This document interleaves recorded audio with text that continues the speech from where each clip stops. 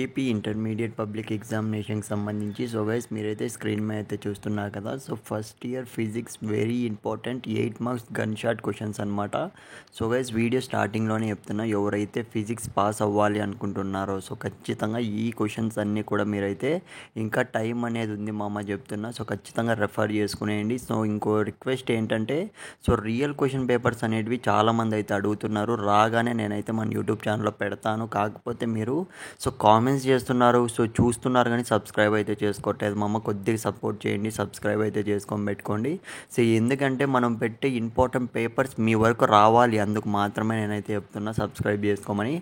ఇకపోతే మీరు స్క్రీన్ మీద చూస్తున్నారు కదా, ఫిజిక్స్కి సంబంధించి అనమాట. First year physics 8 marks gun shot questions అనమాట, వెరీ ఇంపార్టెంట్.